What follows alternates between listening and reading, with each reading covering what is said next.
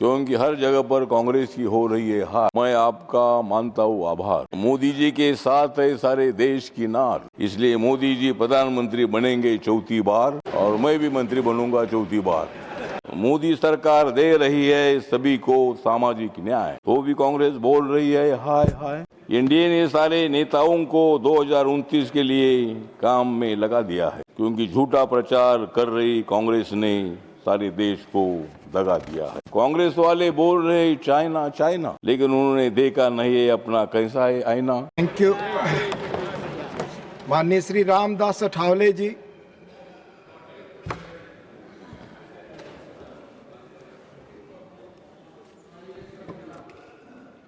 उपसभापति जी,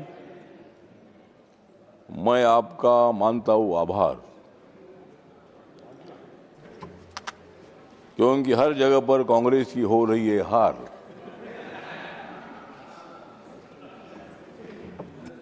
मोदी जी के साथ है सारे देश की नार, इसलिए मोदी जी प्रधानमंत्री बनेंगे चौथी बार और मैं भी मंत्री बनूंगा चौथी बार। बार बार महामहिम राष्ट्रपति जी के अभिभाषण का मैं करता हूं धन्यवाद। 28 जनवरी का दिन हमें हमेशा रहेगा याद।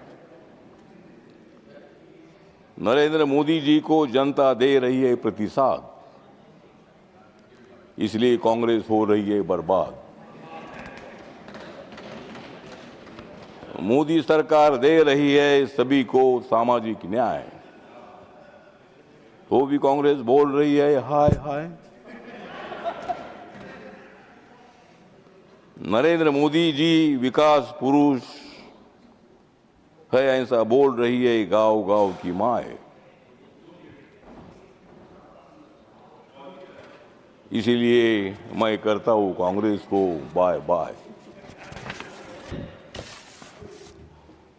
महामहिम राष्ट्रपति जी के अभिभाषण ने सारे देश को जगा दिया है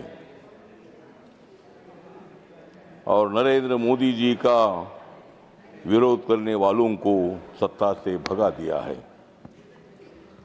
एनडीए ने सारे नेताओं को 2029 के लिए काम में लगा दिया है, क्योंकि झूठा प्रचार कर रही कांग्रेस ने सारे देश को दगा दिया है। कांग्रेस वाले बोल रहे चाइना चाइना, कांग्रेस वाले बोल रहे चाइना चाइना, लेकिन उन्होंने देखा नहीं है अपना कैसा है आईना। सारे देश में उनकी हो रही है दैना, दैना दैना, सारे देश में हो रही उनकी दैना। अब मत छेड़ो नरेंद्र मोदी जी के नैना।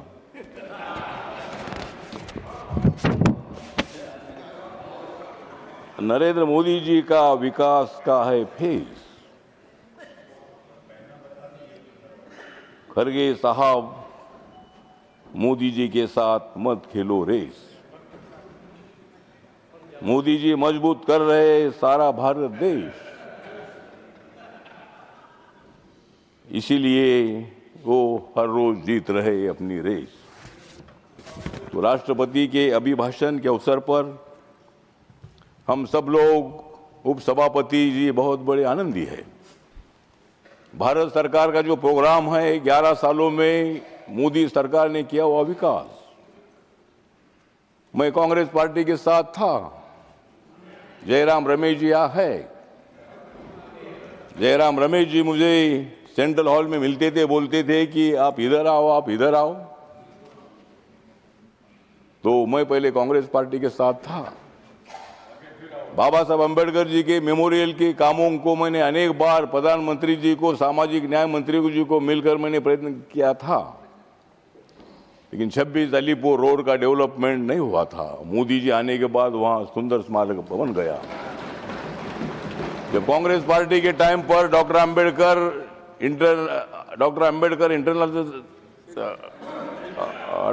फाउंडेशन था। माननीय अठावले जी, आपके 4 मिनट भी पूरे हो गए। फाउंडेशन था, उनका खाली उधर ऑफिस था।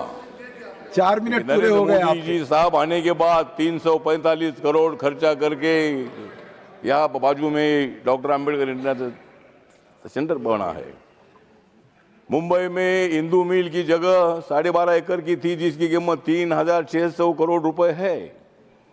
वो जमीन बाबा साहब के स्मारक के लिए अनेक बार मांगने का हमने प्रयत्न किया था, लेकिन मोदी साहब आने के बाद फौरन ये जमीन बाबा साहब की मुझे दी है और वहाँ 1400 करोड़ रुपए खर्चा करके इंटरनेशनल सेंटर बन रहा है।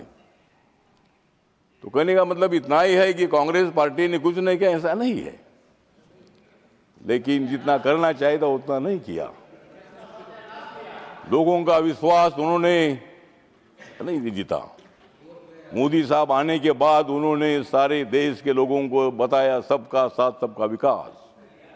140 करोड़ जनता मेरी परिवार है भूमिका उन्होंने रखी, लेकिन आज रोज ये लोग हंगामा कर रहे हैं, लोकसभा का काम नहीं हो रहा है। ठीक बात है, मैं लोकसभा में नहीं हूं आज,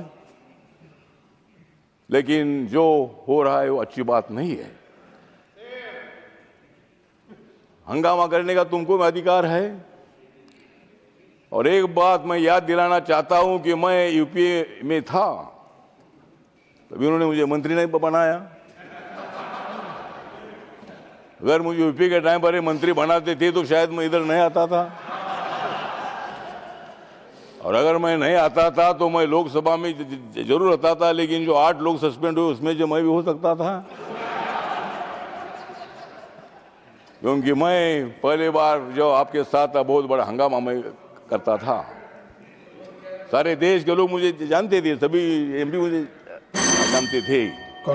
लेकिन बहुत अच्छा हुआ, खत्म हुआ समय आपका। आपने मुझे मंत्री नहीं बनाया।